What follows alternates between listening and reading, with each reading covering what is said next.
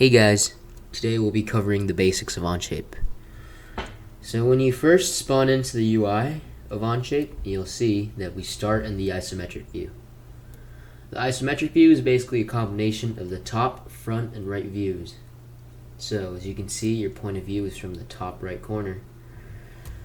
So the way that you move your view in Onshape is you press your right mouse button and you drag. So let's find our isometric view again, which should be top, right, and front. So click on that. And the way that you move your view about a line, basically, you'll see what I mean, is you click on your scroll wheel. You have to click down on it. You can't just scroll. That does nothing. Click down on it and you drag, and you see it's like magic. So the way that Onshape works is you have to first make a two-dimensional sketch, and then you extrude that into a three-dimensional object, and everything else is based upon that concept.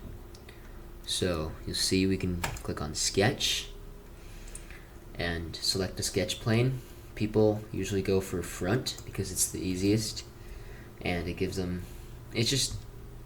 it really does not matter which view you use, which plane you use, but front is preferred for some unknown reason.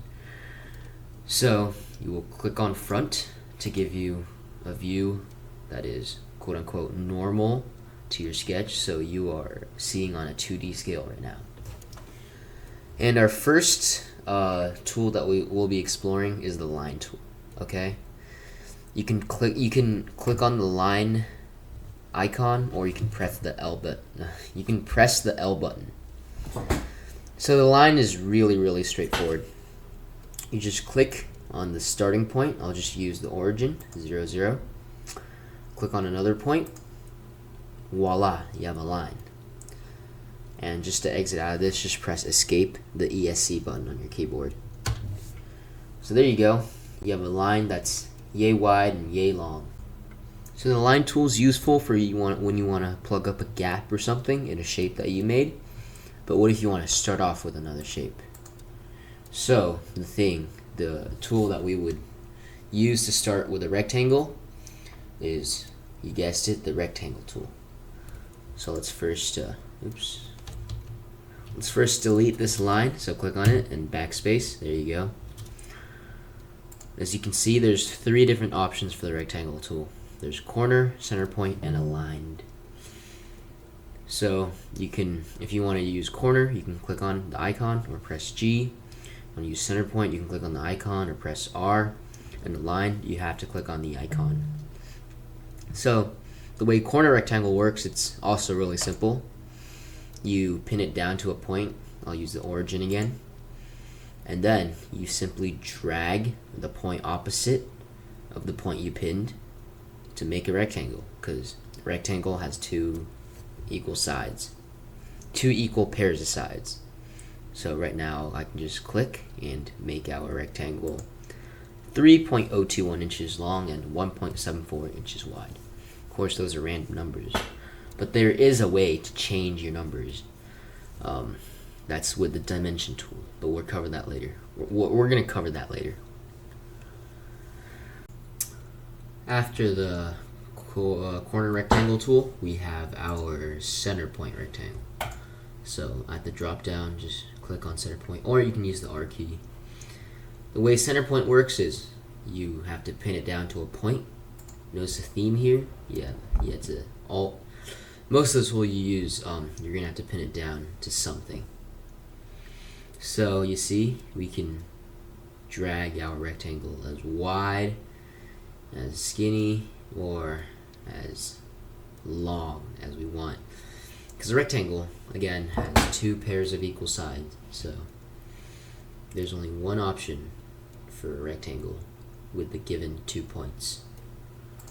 So I'll make our rectangle 2.074 inches wide and 2.1 inches long. Those are obviously arbitrary numbers again.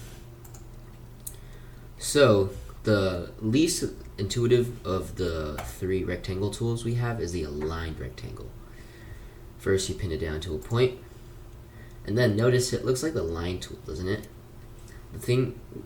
The way it works, you make that point wherever you want, and then you can slide the other dimension of the rectangle wherever you want. So if I want to go this way and I want to make it 3.483, sure. So this is our aligned rectangle. This is very niche and you're probably never going to need to use it, but it's good to know anyways. So let's delete all 3 of these and go, whoops, okay, we'll just highlight everything. Delete, highlight this, no, okay, we'll just go slow-mo and delete them one by one. Okay, so the last drawing tool that we're going to cover today is the circle tool. As you can see, there's center point, 3-point, and ellipse. Center point is the C key, everything else is just the icon. Center point, pin it down to a point. As always, you can make the diameter of the circle whatever you want. Let's make it 3.12 for pi, because pi definitely equals 3.12.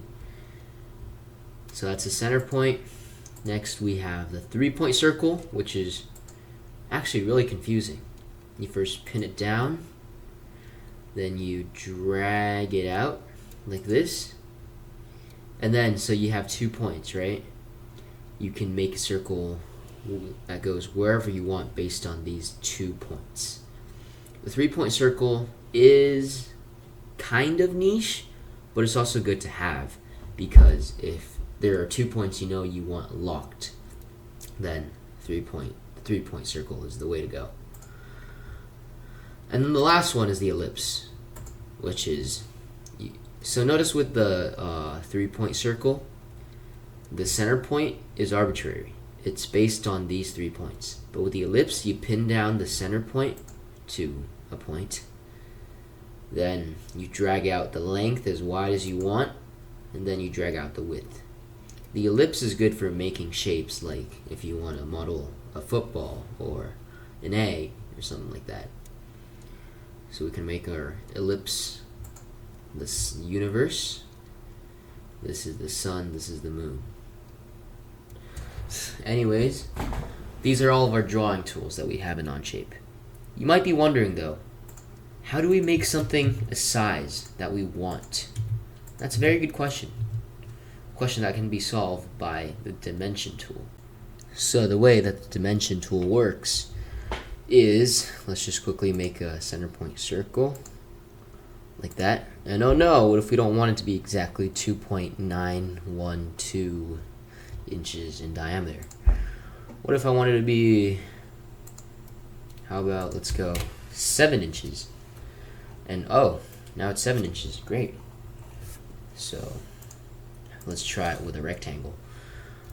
So I've made a center point rectangle that's yay wide, yay long.